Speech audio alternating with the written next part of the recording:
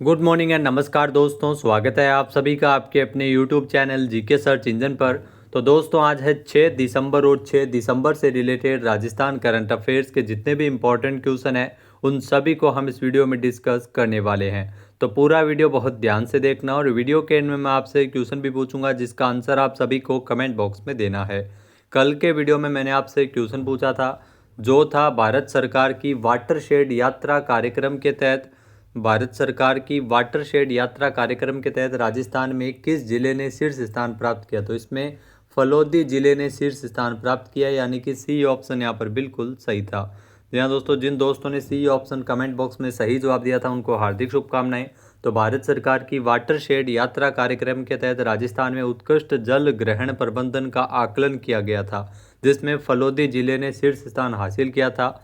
जिले की प्रधानमंत्री कृषि सिंचाई परियोजना घटियाली और लोहावट को देश भर की बेहतर जल ग्रहण परियोजनाओं में शामिल करते हुए 20-20 लाख रुपए की प्रोत्साहन राशि और प्रशस्ति पत्र से सम्मानित किया गया था। वाटरशेड यात्रा अभियान 2025 जो आरंभ करने की तिथि 4 फरवरी 2025 थी और समापन 5 अप्रैल 2025 को हुआ था। वाटरशेड विकास घटक के तहत 27 राज्यों और 2 केंद्र शासित प्रदेशों में इसमें प्रमुख अभियान के तहत इसमें यात्राएं की गई थी। तो चलिए शुरू करते हैं आज के राजस्थान करंट अफेयर्स। तो बात करते हैं कल के क्वेश्चन के रिवीजन की। तो कल के क्वेश्चन के जो महत्वपूर्ण 5 क्वेश्चन थे वो थे, राजस्थान मंत्रिमंडल ने हाल ही में किस अध्यादेश को मंजूरी दी है जिसका उद्देश्य मामूली उल्लंघन पर जेल प्रावधान हटाना है। तो राजस्थान जन विश्वास प्रावधान संशोधन अध्यादेश 2025 मंजूर किया गया है। नेक्स्ट है, राजस्थान सरकार ने अनुकंपात्मक नियुक्ति आवेदन की समय सीमा को 90 दिन से बढ़ाकर कितना दिन किया है? 180 दिन। नेक्स्ट है, हाल ही में राजस्थान के किस मेडिकल कॉलेज ने कैंसर के इलाज के क्षेत्र में पहली बार साइटो रिडक्शन सर्जरी सफलतापूर्वक पूरी की है? एसएमएस मेडिकल कॉलेज जयपुर ने।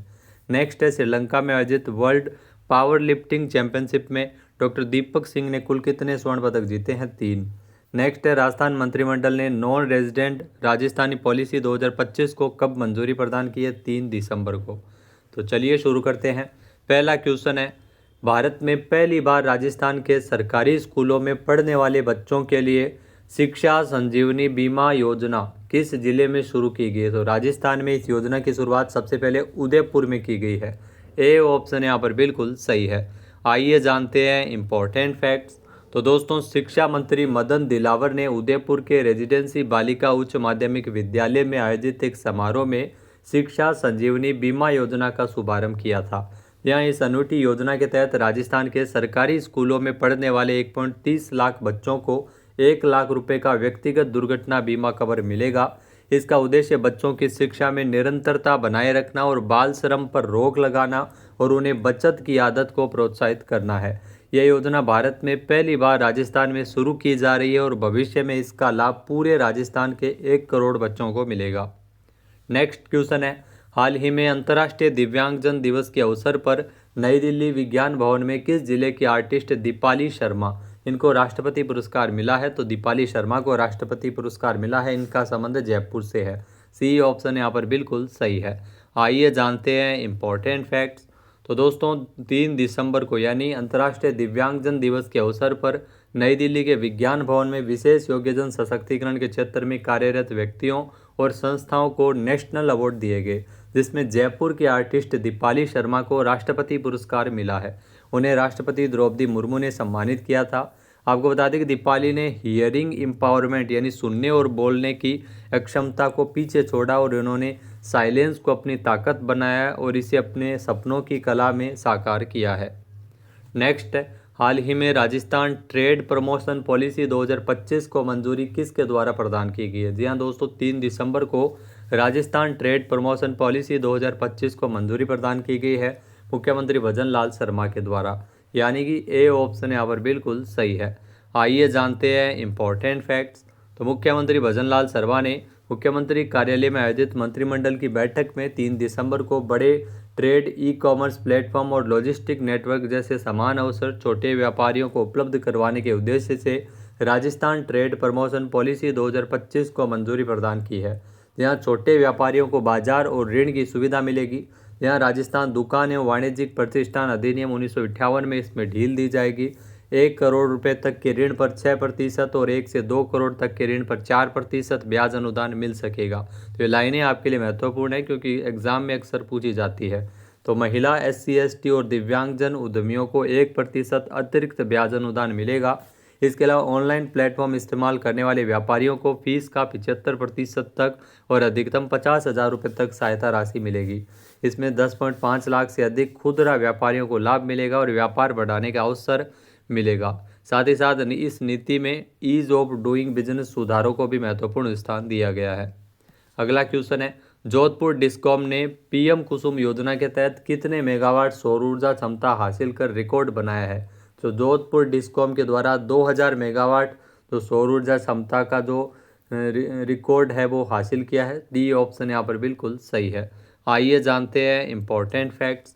तो दोस्तों, जोधपुर डिस्कॉम जिसने PM कुसुम योजना के तहत 2000 मेगावाट सौर ऊर्जा क्षमता हासिल कर रिकॉर्ड बनाया है।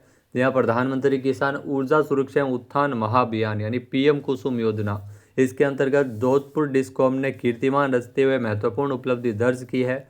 यहाँ जोधपुर डिस्कॉम क्षेत्र में जो कुसुम ए योजना, PM कुसुम योजना के तहत कुसुम जो घटक है उसके तहत और कुसुम C घटक, दोनों घटकों को कुल मिलाकर सौर ऊर्जा क्षमता 2017.33 मेगावाट पार कर गई है।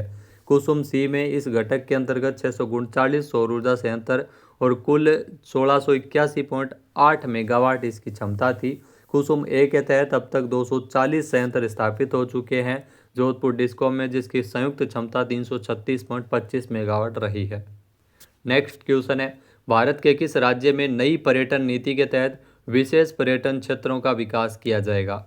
यहाँ दोस्तों आपको बता दें कि राजस्थान में नई पर्यटन नीति है वो लागू की जा रही है और इसी पर्यटन नीति के तहत विशेष पर्यटन क्षेत्र यानी सेज की तर्ज पर STZ यानी विशेष पर्यटन क्षेत्रों की स्थापना है वो की जाएगी। बी ऑप्शन यहाँ पर बिल्कुल सही है। आइए जानते हैं इम्पोर्टेंट फैक्ट्स। तो राजस्थान पर्यटन नीति 2025 में जो निजी क्षेत्र में निवेश को प्रोत्साहन, पर्यटन अवसंरचना के विकास और प्रमुख पर्यटन स्थलों की कनेक्टिविटी में सुधार, स्वच्छता एवं सुरक्षा, डिजिटल सुविधाओं का विस्तार और पर्यटन इकाइयों के लिए अनुकूल परिवेश तैयार करने पर इसमें बल दिया गया है। इस नीति में चयनित जिलों में विशेष पर्यटन क्षेत्र का विकास किया जाएगा। नीति में धार्मिक पर्यटन मार्ग का विकास, वन एवं धार्मिक क्षेत्रों के आसपास पर्यटन हब की स्थापना, शौर्य circuit, bird watching circuit, projection mapping और light sound show, prepaid taxi booth, e vehicle tour, Rajasthan travel card, home stay एवं पेइंग गेस्ट सुविधाओं को बढ़ावा देने जैसे कई व्यापक प्रावधान इस नीति में किए गए हैं। साथ ही साथ पर्यटन सुरक्षा को सुदृढ़ करते हुए 24 घंटे कॉल सेंटर इसमें रहेगा। इसके अलावा पर्यटन पोर्टल पर जो मोबाइल ऐप और डिजिटल संग्रहालयों का भी विकास किया जाएगा। नेक्स्ट है, संसद की तर्ज पर अब एक भव्य सेंट्रल हॉल राजस्थान में कहाँ बनाया जा रहा है? तो राजस्थान में राजस्थान विधानसभा में बनेगा भव्य सेंट्रल हॉल, यानी कि बी ऑप्शन यहाँ पर बिल्कुल सही है। आइए जानते हैं इम्पोर्टेंट फैक्ट्स। तो राजस्थान विधानसभा अध्यक्ष वासुदेव देवनानी के मुताबिक विधानसभा परिसर में संसद की तर्ज पर एक भव्य सेंट्रल हॉल बनाया जाएगा। यह सेंट्रल हॉल बहुउपयोगी होगा जिसमें महापुरुषों के 3D चित्र, राजस्थान की कला संस्कृति और ऐतिहासिक पेंटिंग प्रदर्शित की जाएगी। सत्र के दौरान यह स्थान विधायकों, विभागीय अधिकारियों और अतिथियों की चर्चा और जलपान के लिए उपयोग में आएगा। भवन के 5म तल पर अत्याधुनिक ऑडिटोरियम का भी निर्माण शुरू कर दिया जाएगा। अगला क्वेश्चन है, भारत के किस राज्य के अस्पतालों में चिकित्सा सेवाओं में व्यापक सुधार की दृष्टि से प्रभावी फीडबैक सिस्टम लागू किया जाएगा? तो ये फीडबैक सिस्टम है ये राजस्थान के जो अस्पतालों में लागू किया जाएगा। बी ऑप्शन यहाँ पर बिल्कुल सही है। आइए जानते हैं इम्पोर्टेंट फैक्ट्स। तो राजस्थान के सभी बड़े अस्पतालों में चिकित्सा सेवाओं में व्यापक सुधार की दृष्टि से प्रभावी फीडबैक सिस्टम लागू किया जाएगा। इससे अस्पतालों में आने वाले सभी रोगी और उनके परिजन वहां मिल रही स्वास्थ्य सेवाओं को लेकर अपना फीडबैक यानी अपनी राय दे सकेंगे। प्रथम चरण में मेडिकल कॉलेजों से संबद्ध अस्पतालों में फीडबैक सिस्टम अनिवार्य रूप से लागू किए जाने के निर्देश जारी किए गए हैं। अगला क्वेश्चन है, प्रखर राजस्थान 2.0 अभियान का नवा सप्ताह का आयोजन है वो कब किया गया है? तो 3 से लेकर 6 दिसंबर तक प्रखर राजस्थान 2.0 अभियान का नवा सप्ताह शुरू हुआ है, यानी कि सी ऑप्शन यहाँ पर बिल्कुल सही है। आइए जानते हैं इम्पोर्टेंट फैक्ट्स।